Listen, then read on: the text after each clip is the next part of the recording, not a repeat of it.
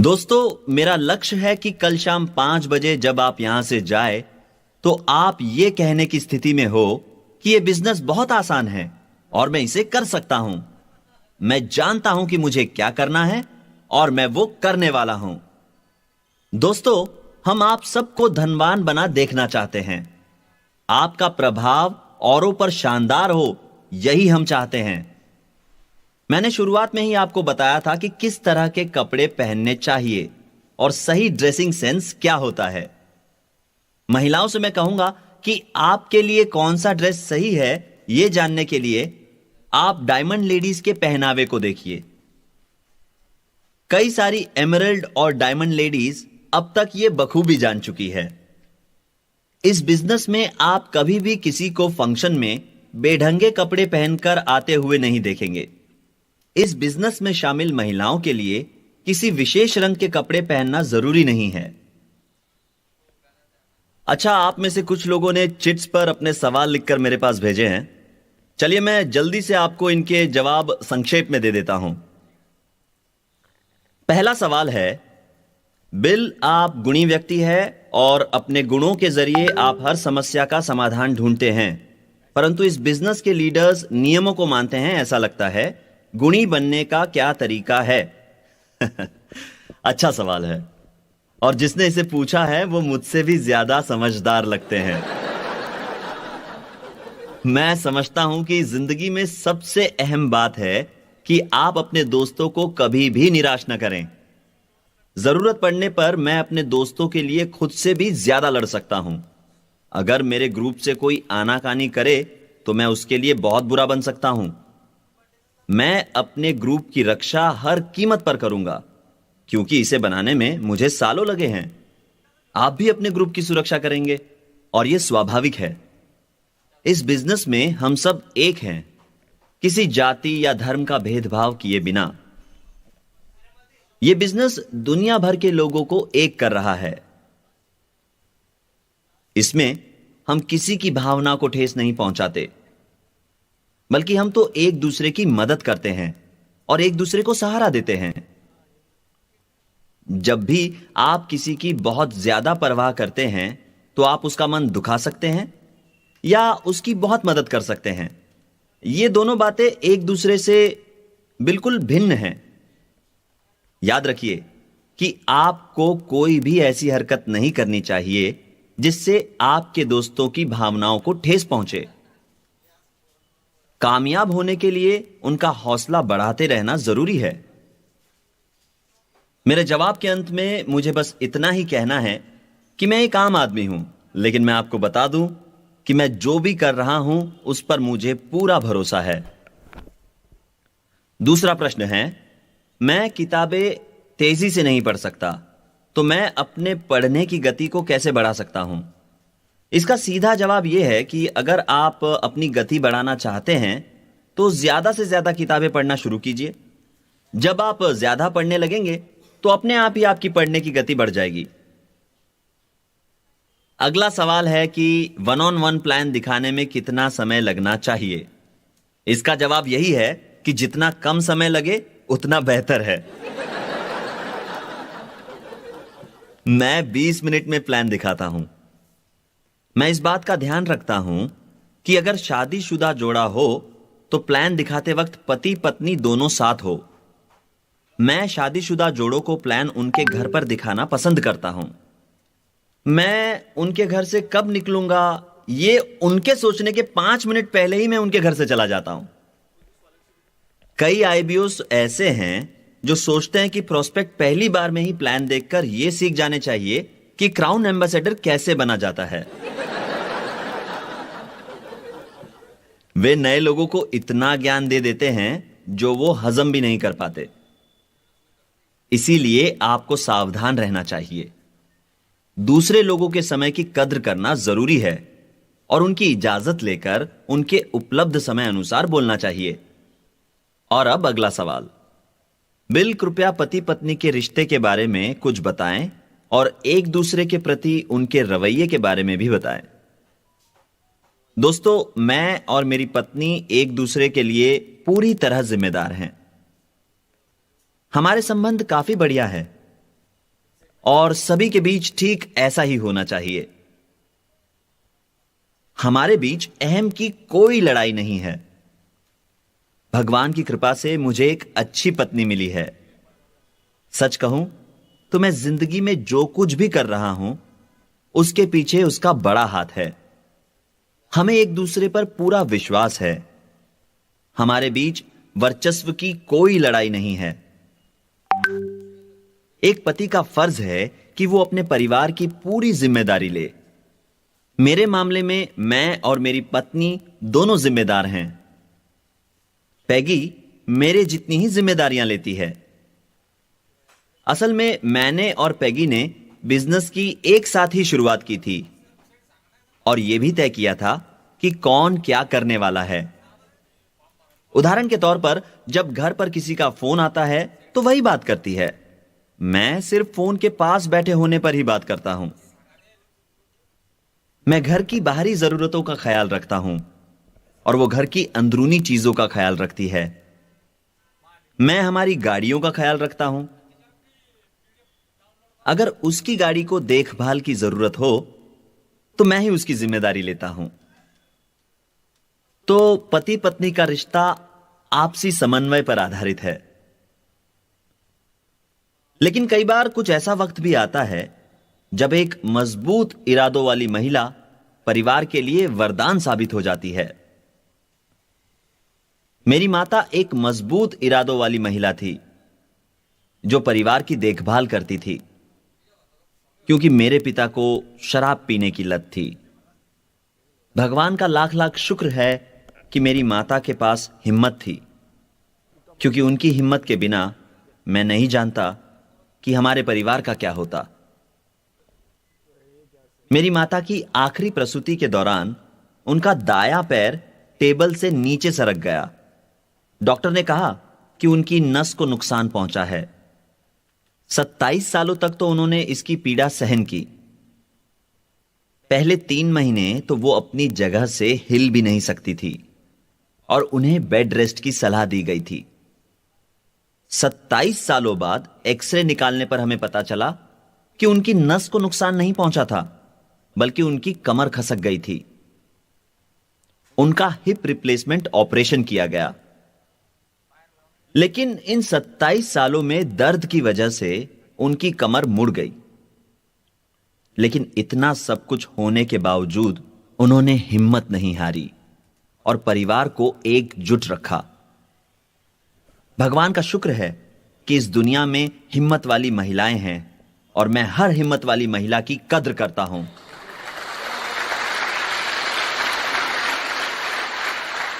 मेरा अपना यह मानना है कि किसी भी महिला की निंदा नहीं करनी चाहिए।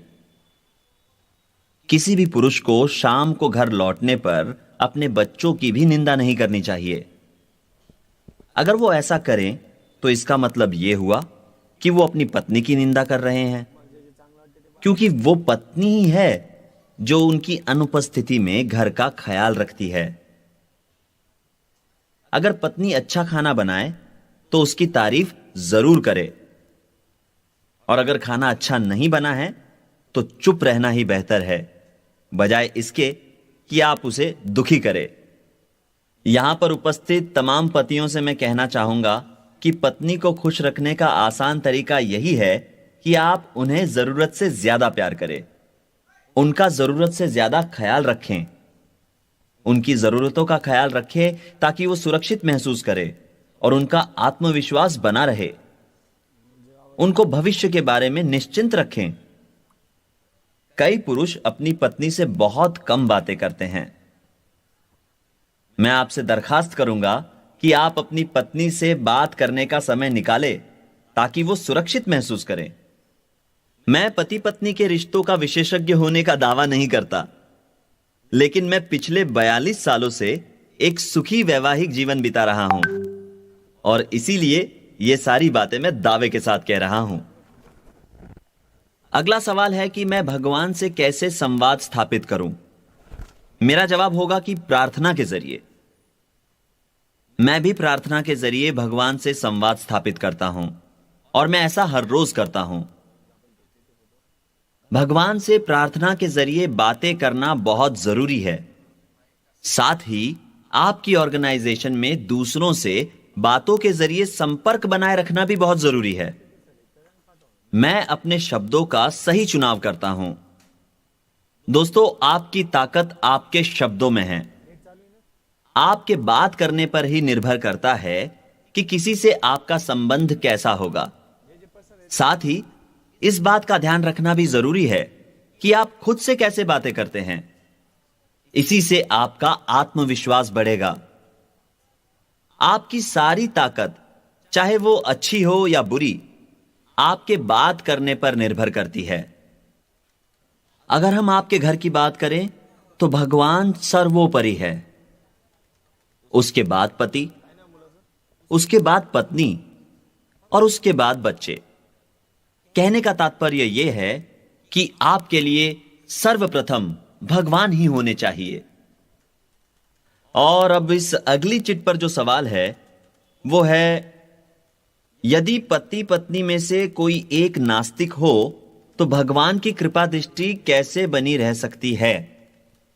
यह एक अच्छा सवाल है, जिसका उत्तर मैं कुछ इस तरह दूंगा कि भले ही पति पत्नी में से कोई एक नास्तिक हो, लेकिन दोनों में से जिसकी भी भगवान में आस्था हो वो अपने घर परिवार के लिए काफी कुछ कर सकता है। और ये रहा एक और सवाल, महिलाओं पर अनुशासन होना जरूरी है से आपका क्या मतलब है? क्या आप विस्तार पूर्वक बताएंगे? जिसने भी यह सवाल पूछा है वो ये नहीं समझ पाए कि मैं क्या कह रहा था। उन्होंने शायद ये सोचा कि मैंने कहा कि महिलाओं पर अनुशासन रखना चाहिए, पर मैंने ऐसा नहीं कहा। मैंने तो सिर्फ इतना समझाने की कोशिश की थी कि अगर पुरुष परिवार का सर है तो महिला गर्दन। सर को कौन घुमाता है? यकीनन गर्दन। भगवान ने महिलाओं से अधिकार नहीं छीने, परंतु उन्होंने उन्हें कुछ अलग जिम्मेदारियां दे दी। पुरुष एवं महिला दोनों की जिम्मेदारियां महत्वपूर्ण हैं परिवार को चलाने में, लेकिन भगवान ने पुरुष को ज्यादा ताकतवर बनाया ताकि वो वक्त आने पर लड़ सके और महिला की रक्षा कर सके।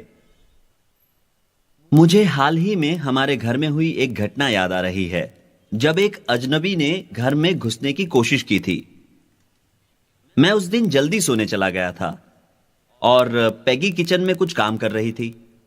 अचानक वो दौड़ती हुई बेडरूम में आई जहां मैं खर्राटे भर रहा था। वो बहुत घबराई हुई थी और उसने मुझे बताया कि कोई हमारे घर में घुस गया है। उसने वही किया जो कोई भी महिला करती, अपने पति के पास दौड़कर आ गई। मैं तुरंत ही किचन की ओर दौड़ा।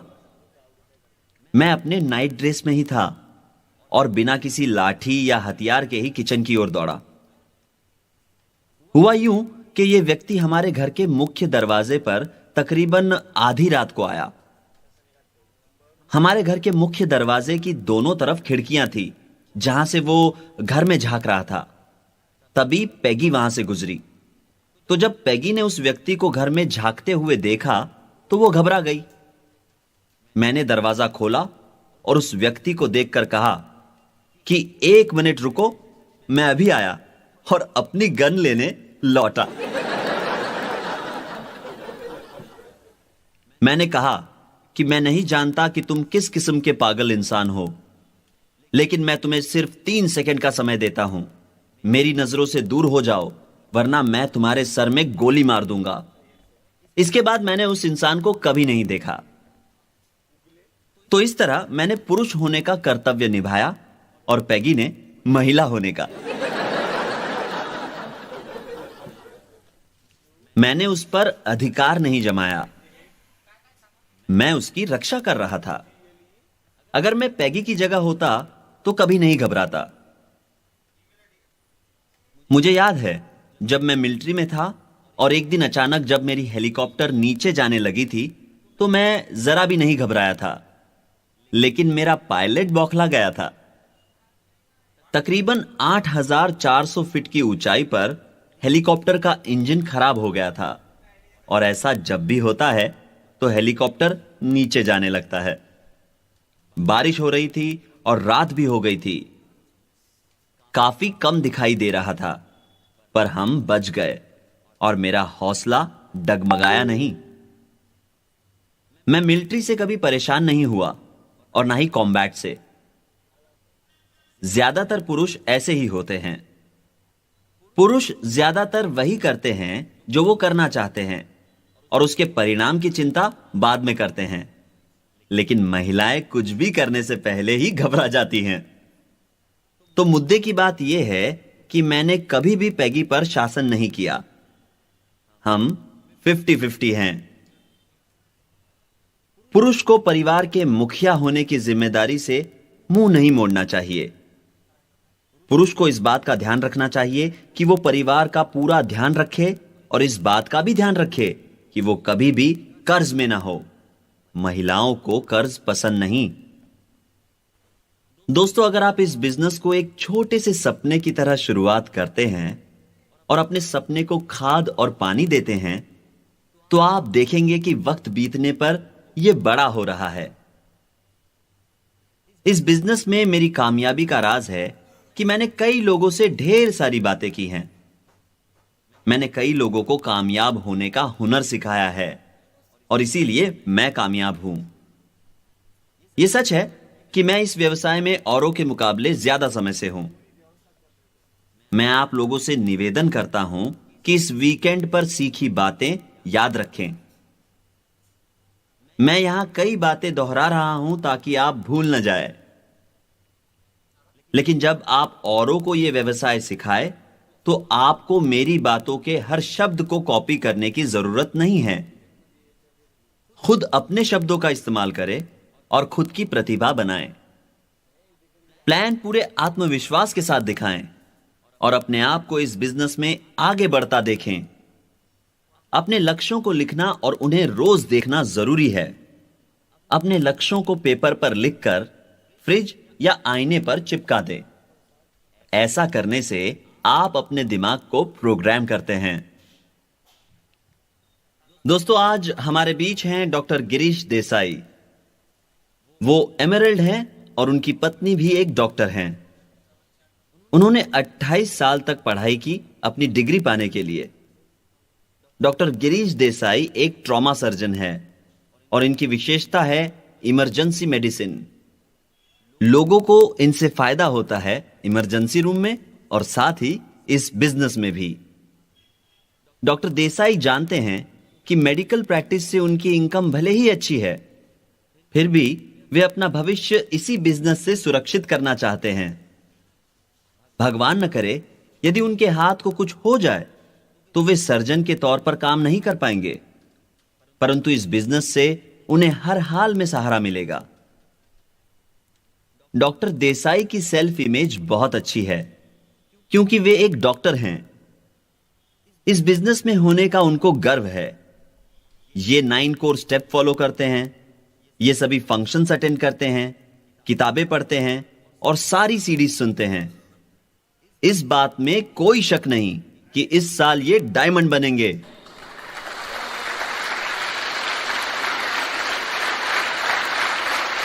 दोस्तों, अगर एक डॉक्टर इस बिजनेस को अपने मेडिकल प्रोफेशन के साथ आगे बढ़ा सकता है तो आप भी ऐसा कर सकते हैं। हमारे साथ संजीव सहाय भी हैं। ये भी एक एमरल्ड हैं। ये एक कंप्यूटर कंसल्टेंट हैं और इस बिजनेस में पिछले 7 सालों से हैं। इनके पास कंप्यूटर साइंस की मास्टर्स डिग्री है। संजीव कम से कम सप्ताह में 5 बार प्लान दिखाते हैं।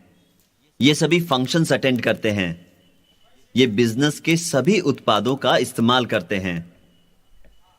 ये अपने अपलाइन के साथ एक्टिव है, बाकी सभी एमरल्ड्स की तरह। हमारे बीच एक और एमरल्ड है और उनका नाम है सुगीत अजमानी। सुगीत इस बिजनेस में पिछले 7 सालों से हैं। सुगीत को पूरा विश्वास है कि वो इस साल डायमंड बनेंगे।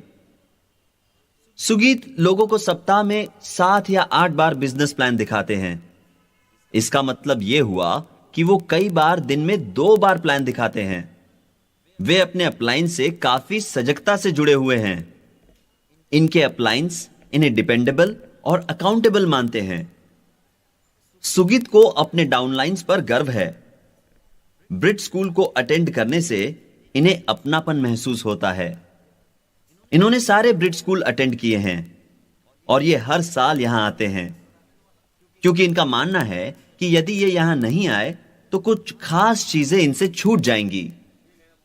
इन्हें पता है कि ब्रिट स्कूल से हर बार एक ही संदेश मिलता है, लेकिन हर बार उसे प्रस्तुत करने का तरीका अलग होता है। ब्रिट स्कूल एक तरह से उन्हें आने वाले कल के लिए ट्यून अप करता है।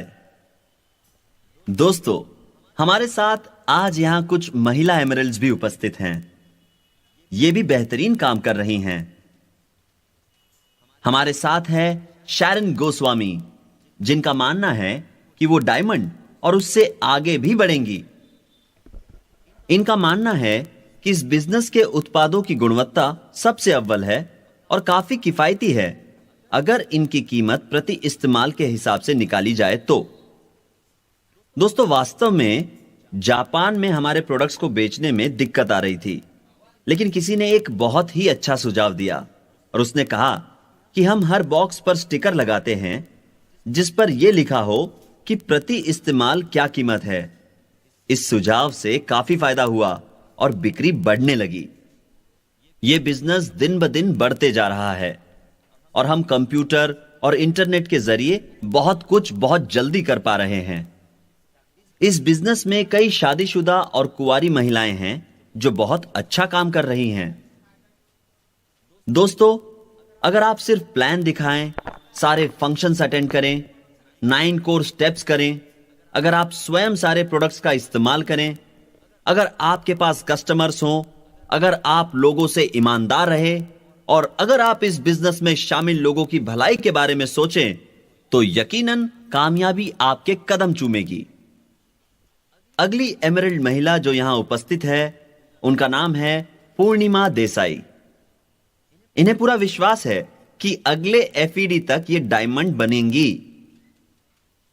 ये एमरल्ड डॉक्टर गिरीश देसाई की पत्नी हैं। ये एक डॉक्टर है और इनका स्पेशलाइजेशन प्रीमेच्योर और बीमार बच्चों का ख्याल रखना है। इनके पति इस बिजनेस को बढ़ाना चाहते थे और पूर्णिमा देसाई इसके लिए तुरंत मान गई, परंतु उन्होंने एक शर्त रखी और वो ये थी कि वो उनकी मदद तभी कर सकेगी जब तक कि उन्हें कुछ बोलना ना पड़े या कुछ बेचना ना पड़े। उनके पति ने एक फंक्शन अटेंड किया था जहां डॉक्टर हैल न्यूबॉल स्पीकर थे और उनसे प्रेरित होकर वे इस बिजनेस से जुड़ गए।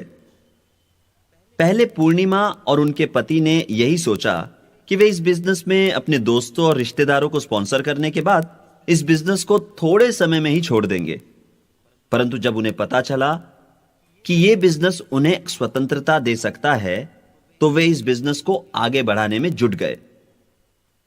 एक डॉक्टर का व्यवसाय बहुत ही नेक होता है और वो लोगों को रोग मुक्त होने में मदद करता है। पूर्णिमा देसाई के अनुसार यह बिजनेस भी नेक है क्योंकि ये लोगों की आर्थिक परेशानियों को दूर करता है और उन्हें वो आवश्यक स्वतंत्रता देता है। उनका कहना है कि तनाव की वजह से कई बीमारियां होती हैं और यह बिजनेस लोगों को तनाव मुक्त जिंदगी जीना सिखाता है। उन्होंने अपना डॉक्टरी व्यवसाय छोड़ दिया है और अब वो पूरे वक्त इस बिजनेस में कार्यरत हैं। उन्हें यह व्यवसाय एक अच्छा जरिया लगता है स्वतंत्रता पाने का और साथ ही उन्हें कुछ भी गैर कानूनी नहीं करना पड़ता। उन्होंने इस बिजनेस के जरिए कामयाब होने की ठान ली है और यह सोच लिया है कि इस बिजनेस से कमाए धन को वो अपने पति के साथ चिकित्सा के क्षेत्र में दान पुण्य के लिए इस्तेमाल करेंगी।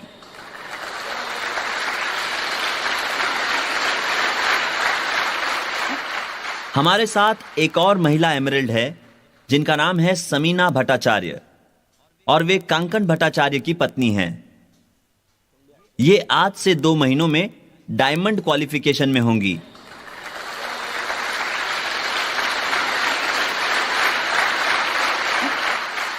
जिंदगी के प्रति इनका नजरिया काफी सकारात्मक है और ये मानती है कि असंभव कुछ भी नहीं। बिजनेस में वो अपने पति का हमेशा साथ निभाती हैं और लोगों को बिजनेस से अवगत कराती हैं। इनका मानना है कि कई महिलाएं इस बिजनेस में खुद को सुरक्षित महसूस करती हैं क्योंकि इस बिजनेस के नियम और उसूल बिल्कुल सटीक है। ये 8वीं ब्रिट स्कूल है जो वो अटेंड कर रही हैं और मानती हैं कि हर बार जब वो इसमें शामिल होती है तो उनका पुनर्अभ्यास हो जाता है। अगली एमरल्ड महिला जो यहां उपस्थित है उनका नाम है काजल अजमानी और वो सुगीत अजमानी की पत्नी हैं। वे अपना क्वालिफिकेशन अगले महीने शुरू करने वाली है और बहुत जल्द अपनी अपलाइन के आशीर्वाद से डायमंड बन जाएंगी। इस बात का उनको पूरा भरोसा है। ये सभी फंक्शंस में उपस्थित रहती हैं और इनके पति सारी टेप्स और सीडीज को घर पर और सफर के दौरान सुनते हैं। ये कई किताबें भी पढ़ती हैं जो हम इस बिजनेस में पढ़ने की सलाह देते हैं। इनके पास कई ग्राहक हैं जिनका ये पूरा ख्याल रखते हैं।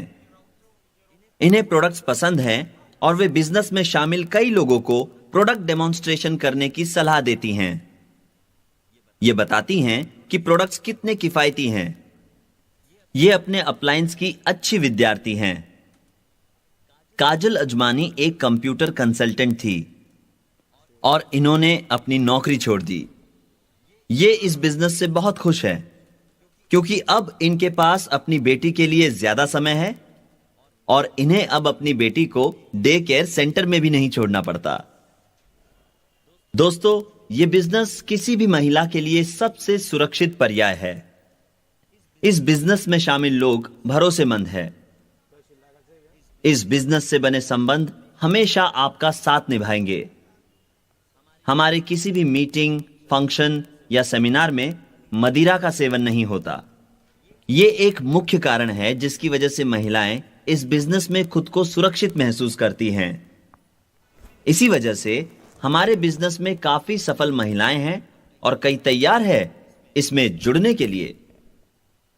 मैं आपसे निवेदन करता हूं कि इस बिजनेस में शामिल महिलाओं के लिए जोरदार तालियां बजाएं।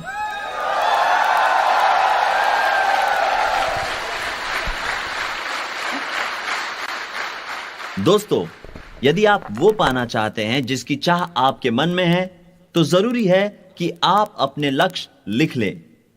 4 तरह के लक्ष्य होते हैं: लघुकालीन लक्ष्य, मध्यकालीन लक्ष्य, दीर्घकालीन लक्ष्य और सर्वोपरि लक्ष्य। कई लोग अपने लक्ष्य लिखना जरूरी नहीं समझते, पर याद रखिए कि ऐसा करना जरूरी है। अगर मैं आपको उदाहरण देकर समझाना चाहूं कि अपने लक्ष्य को लिखना जरूरी क्यों है, तो मैं आपको सन 1950 की बात बताना चाहूंगा। जब मैं कोरिया से लौट रहा था, मैं ट्रेन से घर लौट रहा था और एक छोटी सी किताब पढ़ रहा था। उस किताब के आखिरी पन्ने पर लिखा था, अपने लक्ष्य लिखें। तो मैंने उस किताब में 5 लक्ष्य लिख दिए। गलती से मैं किताब ट्रेन में ही भूल आया, पर मुझे अपने लक्ष्य याद थे। पहला लक्ष्य जो मैंने लिखा था वो था, मैं एक खूबसूरत लड़की से शादी करना चाहता हूं। तब मेरी उम्र 23 साल की थी। दूसरा लक्ष्य जो मैंने उस किताब में लिखा था वो था कि मैं 30 साल का होने तक $10,000 कमाना चाहता हूं। अगला लक्ष्य जो मैंने लिखा था वो था कि 40 की उम्र में मैं रिटायर होना चाहता हूं। और चौथा लक्ष्य जो मैंने लिखा था वो ये था कि मैं अपने बिजनेस में कामयाब होना चाहता हूं। और मेरा 5वां लक्ष्य था कि मैं मल्टी मिलियनेयर बनना चाहता हूं।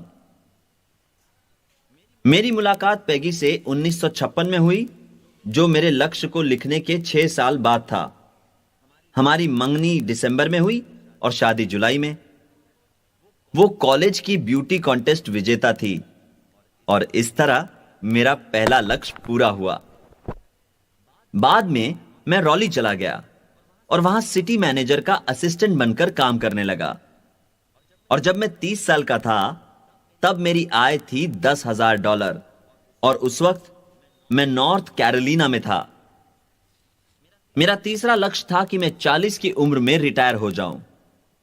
मैं इस बिजनेस में 38.5 साल की उम्र में जुड़ा और 4 जुलाई 1972 में 40 की उम्र में रिटायर हो गया।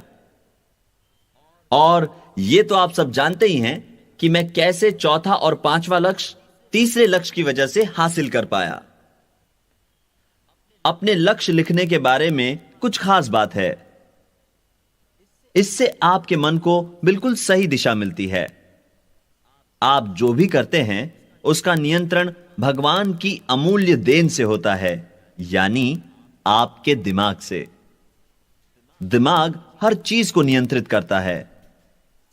कोई भी इंसान के दिमाग को पूरी तरह नहीं समझ पाया, और मैं भी आपको यह नहीं बता सकता कि अपने लक्ष्य को लिखने से उनको पाना कैसे संभव होता है।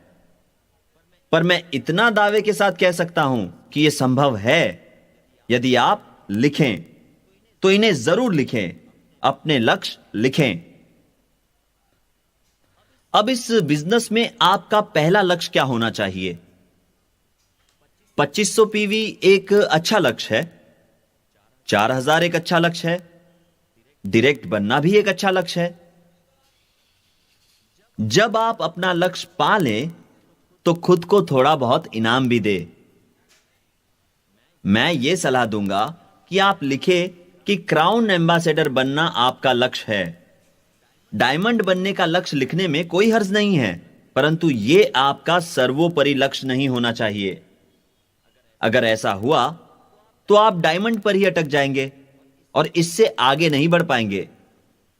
जब लोग आपसे पूछे तो उनसे कहिए कि आप क्राउन एम्बेसडर बनने वाले हैं, तो इसे आप अपना दीर्घकालीन लक्ष्य बनाएं। और मेरी आपसे सलाह है कि अपने सभी लक्ष्य को कागज के एक टुकड़े पर लिखें और उसे अपने रेफ्रिजरेटर के दरवाजे पर चिपकाएं। तो जब भी आप अपने फ्रिज के पास से गुजरेंगे तो आप उसे देखेंगे और सब कुछ आपके दिमाग में छप जाएगा। इस तरह आप अपने दिमाग को प्रोग्राम करके वो पाएंगे जो पाना चाहते हैं। अब शायद आप यह कहेंगे कि लोग जब आपके घर आएंगे तो फ्रिज पर लिखी बातें पढ़ेंगे। उन्हें देखने दीजिए, इसमें कोई दिक्कत नहीं है। आप उस कागज के टुकड़े को या तो फ्रिज पर चिपकाएं या वॉश बेसिन के ऊपर लगे आईने पर, ताकि हर बार जब आप शेव करें या मुंह धोएं तो आपकी नजर उस कागज के टुकड़े पर जाए। इस तरह आप अपने दिमाग को प्रोग्राम करें ताकि आपकी करनी और कथनी में कोई फर्क ना रहे। वो सब लिखिए जो आप चाहते हैं। अगर आप एक एरोप्लेन चाहते हैं तो उसे लिखकर चिपकाएं। मैं अपनी जिंदगी में 3 जेट प्लेन खरीद सका क्योंकि मैंने उनको पाना अपना लक्ष्य बनाकर लिखा था। अगर आप अपने लक्ष्य लिखेंगे तो मुझे यकीन है कि आपको इससे मदद ही होगी। आप ऐसा करें और आपके बिजनेस में शामिल लोगों को भी ऐसा करने की सलाह दें। मैंने लोगों को ऐसा लक्ष्य लिखते भी देखा है जहां उन्होंने रिटायरमेंट की तारीख तय कर ली है। अब एक अच्छा सर्वोपरि लक्ष्य क्या होगा? एक अच्छा सर्वोपरि लक्ष्य वो हो सकता है जहां इस बिजनेस की वजह से कई हजार लोगों की जिंदगी बदल जाए। आपने उनकी जिंदगी को बेहतर बनाया क्योंकि आपकी मेहनत और लगन से आपने उन्हें इस बिजनेस में कामयाब होना सिखाया। आपने लोगों को 2 अहम बातें सिखाई। एक तो इस बिजनेस की शुरुआत करना और दूसरी इसे कभी नहीं छोड़ना। शुरुआत करना और इसे कभी नहीं छोड़ना बहुत जरूरी है। यह एक पियानो को बजाने की तरह है। प्रैक्टिस करते जाइए जब तक आप इसे ठीक से बजाना ना सीख ले। दोस्तों, आजकल युवा पीढ़ी का रुझान इस बिजनेस की ओर बढ़ रहा है क्योंकि वे इसको सक्षम मानते हैं, और यह बहुत अच्छी बात है। हमें अच्छे लोग मिल रहे हैं जो इस बिजनेस में शामिल हो रहे हैं। ऐसे लोग जिन्हें शायद कहीं और अपना हुनर दिखाने का मौका ना मिला हो। अब 25 वर्ष से कम आयु वाले सभी लोग कृपया खड़े हो जाएं।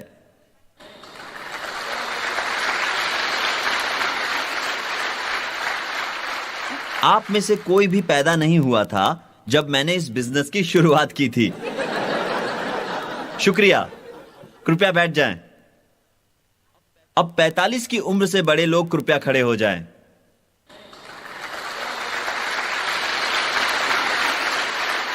ठीक है, बहुत बढ़िया। कृपया बैठ जाएं। अब 25 से 45 के बीच की उम्र के सभी लोग खड़े हो जाएं। ठीक है, आपका बहुत बहुत शुक्रिया।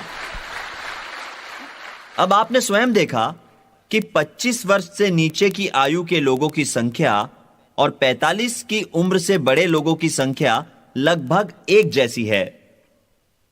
आप इस उम्र के गुट के लोगों को स्पॉन्सर करें, परंतु याद रहे कि आप इसे नियम न बना ले, क्योंकि क्या पता कौन इस बिजनेस को आगे बढ़ाए।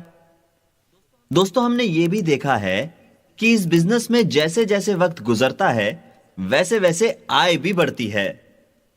ऐसा इसलिए है क्योंकि आप वक्त के साथ सीख जाते हैं कि क्या करना है और क्या नहीं करना है, और फिर परिणाम मिलने शुरू हो जाते हैं। उदाहरण के तौर पर 1 लाख कमाने में जितना समय लगता है उसका दुगना समय आपको 2 लाख कमाने में नहीं लगने वाला। 1 से 2 लाख कमाने में कम समय लगेगा। हमने कई मामलों में यह भी देखा है कि इस बिजनेस को बढ़ाने में जरूरत से ज्यादा वक्त लग जाता है। ऐसा इसलिए होता है क्योंकि लोग अपने दिमाग को सकारात्मक ढंग से प्रोग्राम नहीं कर पाते। आपका काम है कि आप इस बात का ध्यान रखें कि लोग सकारात्मक ढंग से सोचें और जिंदगी में सफल बने। आप किसे प्रेरित कर रहे हैं, इस बात में सावधानी बरतें। उदाहरण के तौर पर, अगर आप उन लोगों को प्रेरित कर रहे हैं जो जीवन में संतुष्ट हैं और अपने मुकाम से खुश हैं, या उन लोगों को जो आदतन आलसी है, तो आपको परिणाम मिलने में बहुत ज्यादा वक्त लग जाएगा। हो सकता है कि आप ऐसे लोगों के साथ सालों तक काम करें और कोई परिणाम न मिले। इसीलिए मेरी सलाह है कि आप शुरुआत से ही ऐसे लोगों के साथ काम करें जो इस बिजनेस को बढ़ाने की चाह रखते हैं। जब उन्हें परिणाम मिलना शुरू होगा तब आपको भी जीत का एहसास होगा। शुरुआत में जब आप ये पाएंगे कि जिन लोगों को आपने स्पॉन्सर किया है वो ठीक नहीं कर रहे हैं, तब शायद आपको यह लगेगा कि इस बिजनेस में आप नाकामयाब हो रहे हैं, और यह बात आपकी सेल्फ इमेज के लिए हानिकारक है। तो सबसे पहले उन लोगों के साथ काम करें जो आपके साथ काम करना चाहते हैं, और फिर कुछ देर बाद उन लोगों पर अपना लक्ष्य केंद्रित करें जो हिचकिचा रहे हो। अगर आप तेजी से बिजनेस बढ़ाना चाहते हैं तो आपको ऐसे लोगों को स्पॉन्सर करना होगा जो आपकी तरह सोचते हो, आपकी तरह काम करते हो और आपके साथ दौड़ने के लिए तैयार हो। 3 हफ्ते पहले मैं एक ऐसी महिला के साथ था जो इस बिजनेस में है और जिनकी आयु है 102 साल। उनका नाम है ग्लैडिस। वो प्लान दिखाती हैं, वो सारे फंक्शंस अटेंड करती हैं, किताबें पढ़ती हैं, टेप सुनती हैं, वो सब कुछ करती हैं। वो हमेशा पहली पंक्ति में बैठती हैं। वे मुझे एक बार बता रही थी कि किस तरह वो पहली पंक्ति की सीट लेने के लिए दोपहर 3 बजे से रात 8 बजे तक लाइन में खड़ी रही। मैंने फंक्शन पर मौजूद लोगों से कहा, भगवान की खातिर इस महिला के लिए सीट बचा कर रखिए ताकि इन्हें लाइन में खड़ा ना रहना पड़े। उन्हें इस तरह लाइन में खड़ा रहना पड़ा, इसलिए मैंने उनसे क्षमा मांगी, लेकिन उन्होंने मुझे कहा कि लाइन में खड़े रहकर इंतजार करने में मुझे कोई हर्ज नहीं है। 102 वर्ष की आयु में भी वो जिंदा दिल है। वो हमेशा मुस्कुराती रहती है। और एक दिन जब किसी ने उनसे पूछा 102 वर्ष की आयु में वो इस बिजनेस में क्या कर रही है, तो उन्होंने कहा कि मुझे इस बिजनेस में शामिल लोगों से प्यार है और बिजनेस के प्रोडक्ट्स दुनिया में सर्वश्रेष्ठ है। काश मैंने ये बिजनेस 75 साल पहले शुरू किया होता। ग्लैडिस एक महान व्यक्तित्व है और जिंदगी के प्रति उनका नजरिया लाजवाब है। मेरा मतलब है कि उनके जज्बे को देखकर कोई भी शर्मा जाए। परंतु यदि वो इस बिजनेस में अपनी उम्र के लोगों को स्पॉन्सर करना शुरू कर दे, तो आप समझ ही सकते हैं कि इस बिजनेस का क्या होगा।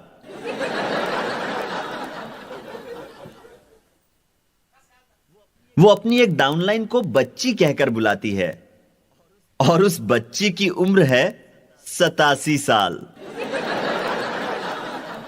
यह मजाक जैसा लगता है, लेकिन साथ ही एक खूबसूरत एहसास है। मैं हमेशा श्रोताओं के बीच जाकर ग्लैडिस को एक झप्पी देता हूं, क्योंकि मुझे उन पर गर्व है। वो लोगों को उम्मीद की एक नई किरण देती हैं। इस दुनिया में लाखों लोग हैं जो इंतजार कर रहे हैं कि कोई उन्हें राह दिखाए, और कई लोग ऐसे हैं जो ये जानना चाहते हैं कि आप क्या जानते हैं। आप बहुत बड़े धनवान बनेंगे यदि आप इन लोगों को बेहतर जिंदगी जीने में मदद करेंगे। आप धनवान बन सकते हैं, और इसके लिए आपको कानून तोड़ने की जरूरत नहीं है। आपको लोगों का गलत फायदा उठाने की जरूरत नहीं है, ना ही झूठ बोलने की, और ना ही चोरी करने की। इस बिजनेस के जरिए आप अपनी कुशलता बढ़ा सकते हैं।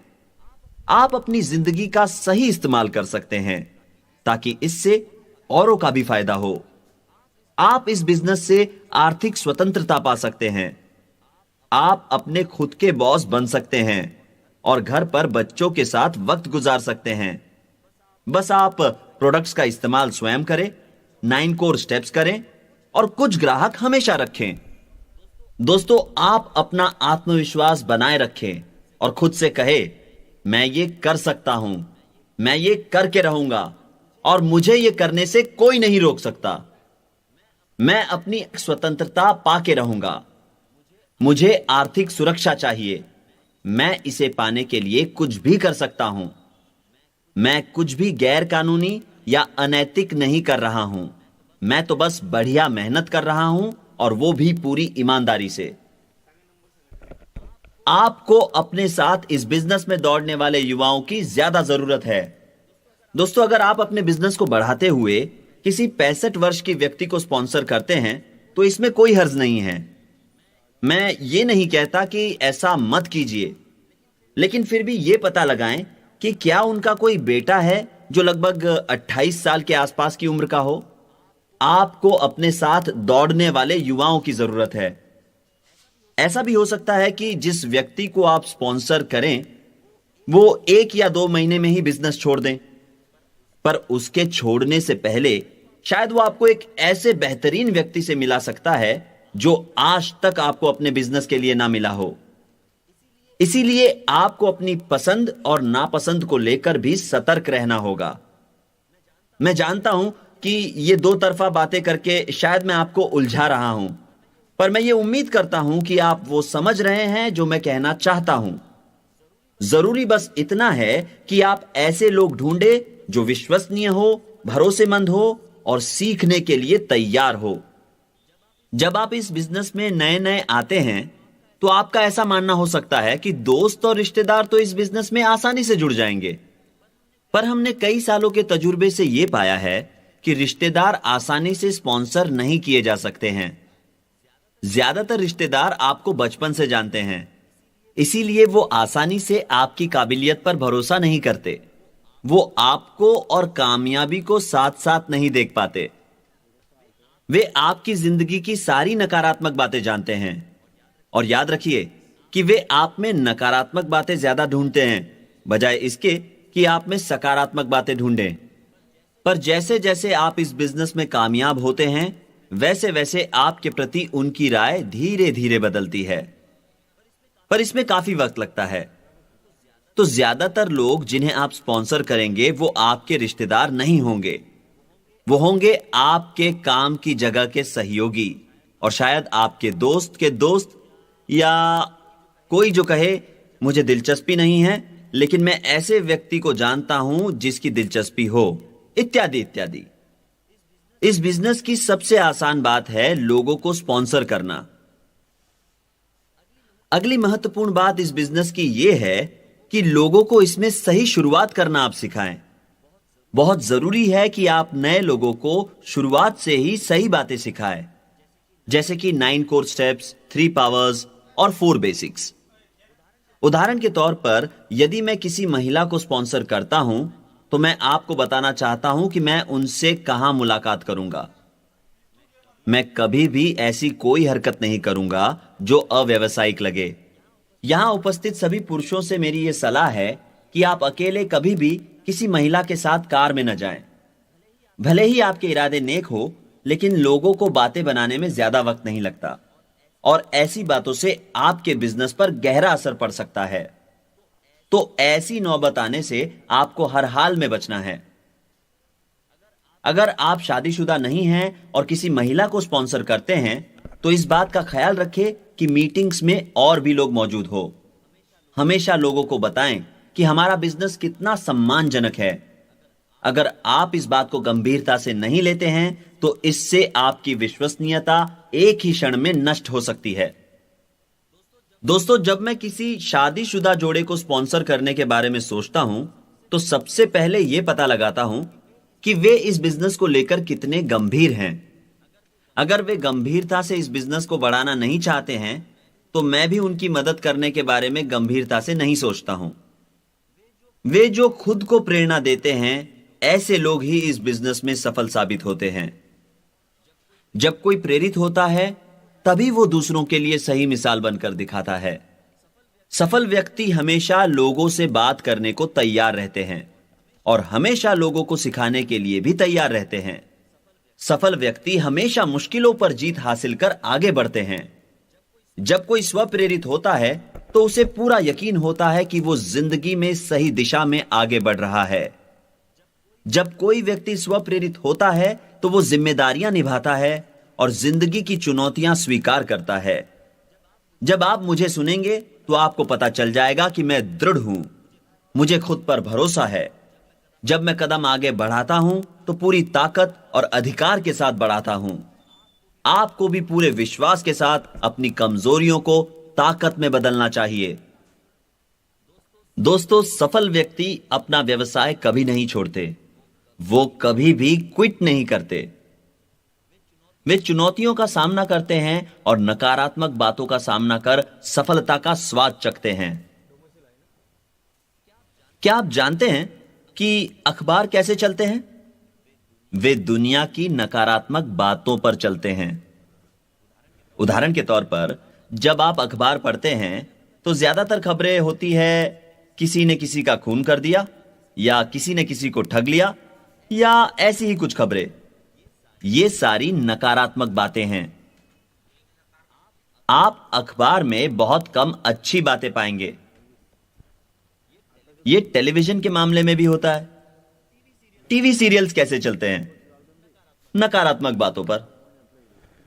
लोग सारे धारावाहिक देखते हैं और उनमें यही बताया जाता है कि कैसे लोग चालाकी से एक दूसरे पर जीत हासिल करना चाहते हैं, या वही हमेशा के सास बहू के झगड़े।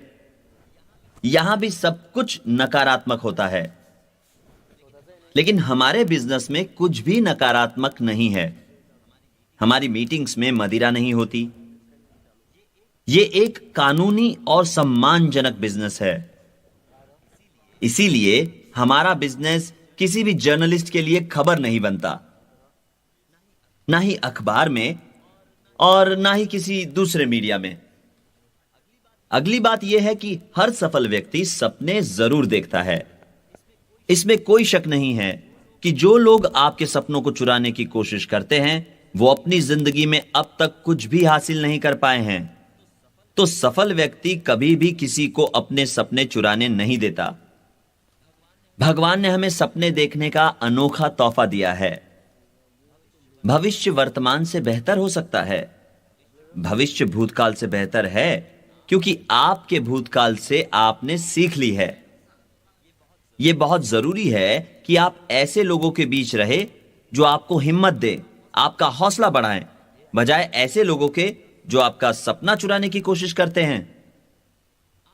आपको ऐसे लोगों के साथ रहना चाहिए जो आपको प्रेरित करे और जो आपको बताएं कि आपकी असली काबिलियत क्या है।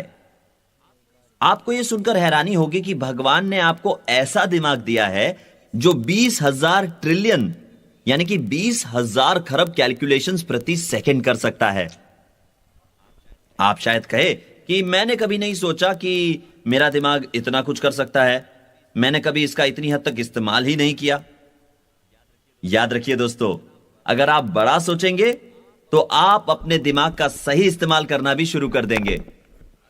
अगली बात जो सफल व्यक्तियों के बारे में है वो है कि सफल व्यक्ति भगवान में आस्था रखते हैं। भगवान के आशीर्वाद से सब कुछ संभव है और भगवान के बिना कुछ भी संभव नहीं।